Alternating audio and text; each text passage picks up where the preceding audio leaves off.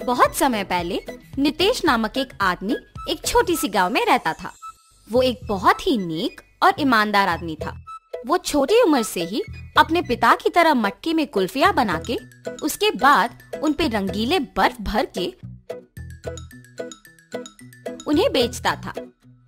कुल्फी, कुल्फी, मलाई कुल्फी, पिस्ता कुल्फी, बादाम कुल्फी, रोज कुल्फी, ले लो भाई ले लो, घर पे बनाए हुए ताजा कुल्फी, सिर्फ 5 रुपए में आपके मनपसंद कुल्फी। सभी बच्चे उसके जोर जोर से चिल्लाने पर उसकी बात सुन के उसके बनाए हुए कुल्फी स्वादिष्ट रहने पर उन्हें खरीदते थे। ऐसे उसकी कुल्फी का व्यापार अच्छा चलता था। एक दिन जब नितेश कुल्फियाँ बेच रहा था, उसके पास एक बालक आता है। अंकल, जरा ये लेके मुझे कुल्फी देना। तुम सोने का चेन के बदले में कुल्फी मांग रहे हो? किसका है ये?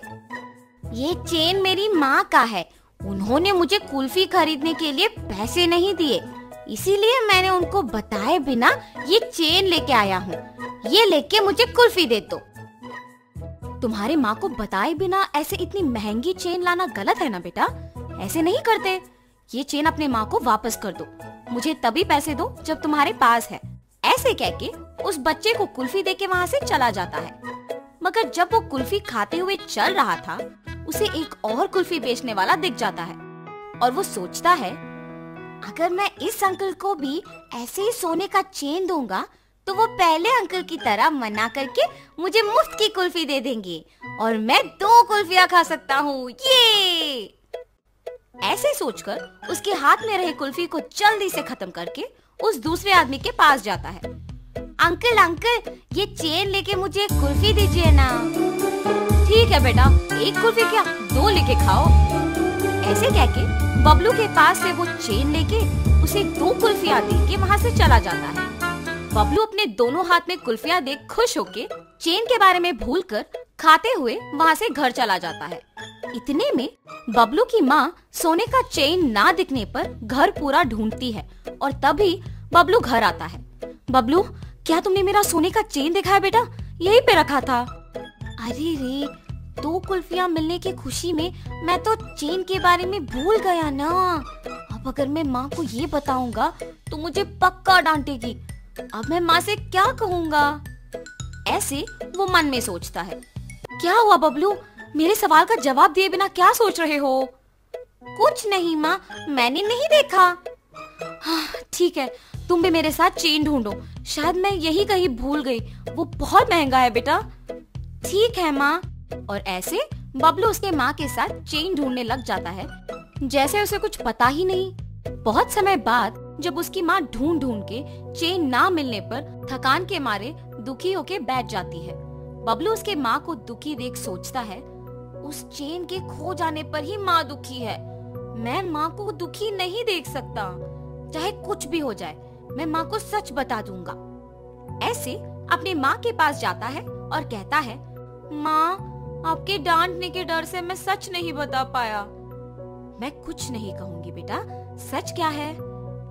माँ, आपने कुल्फी खरीदने के लिए पैसे नहीं दिए ना, तो मैंने आपके सोने के चेन लेके कुल्फी वाले को देकर उससे कुल्फी लिया। 5 रुपए की कुल्फी के बदले में तुमने इतना महंगा चेन दे दिया। ऐसे करना गलत है बबलू, ऐसे फिर कभी मत करना। उस कुल्फी वाले को पहचान सकोगे? हाँ माँ, पहचान पाऊंगा। उसके ऐसे कहने पर बबलू की माँ अगले दिन कुल्फी बेचने वालों का इंतजार करती है। ऐसे दोपहर के समय में नितेश जब उस तरफ आता है तो बबलू की माँ उसके पास जाके कहती है, क्या तुम कल भी यहाँ आके कुल्फी बेचे? जी हाँ। आप ऐसे क्यों पूछ रहे हो? बच्चा अगर भोलेपन में आके तुम्हें एक महंगी चेन के बदले में कुल्फी मांगेगा तो ले लोगे क्या? हाँ, ये आप क्या कह रहे हो? मुझे कुछ नहीं समझ आ रहा। तुम कुछ मत कहो, मेरी ही बेटी की गलती है, इसीलिए मैं कुछ नहीं कह रही हूँ। बस मुझे मेरा चेन दे दो और मैं चली जाऊंगी। मैडम, मैंने वो चेन नहीं लिया। मैंने उस बच्चे को कहा भी कि वो चेन उसके घर में वापस लौटा दे। उसने आपको आके नहीं दिया। चेन देना ना पड़े इसलिए झूठ बोल रहे हो तुम। नहीं नहीं, मैं सच कह रहा हूँ।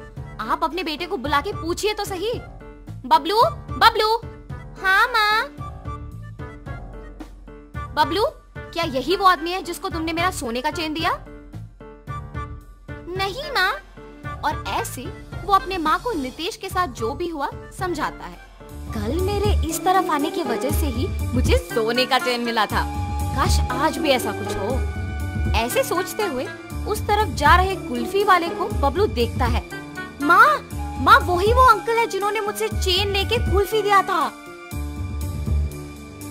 कल तुमने मेरे बेटे को कुल्फी देके चेन दिया था ना, वापस कर दोगे कि सबको बुलाऊं? अब ये बच्चा इतना जोर से कह रहा है कि मैंने ही लिया है तो मुझे लौटाना ही पड़ेगा, वरना उसकी माँ सबको बुलाएगी। लालच के मारे यहाँ आना अनावश्यक था।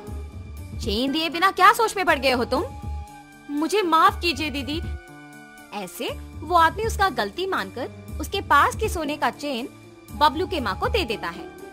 बच्चे मासूमियत में अगर आके महंगे चेन के बदले में अगर कुल्फी मांगे तो क्या दे दोगे? उन्हें इतना भी नहीं बताओगे कि वो गलत है? उस कुल्फी वाले ने ऐसे ही लालच के बिना मेरे बच्चे को गलती करने से रोका था। आइंदा ऐसे कभी मत करना, इस आदमी से सीखो। मुझे माफ कीजिए भाई साहब, मैंने आपकी गलती के बिना आपको निंदित किया। कोई बात नहीं जी, मुझे बस खुशी है कि आपको आपकी चेन मिल गई। बेटा ऐसे कभी मत करना।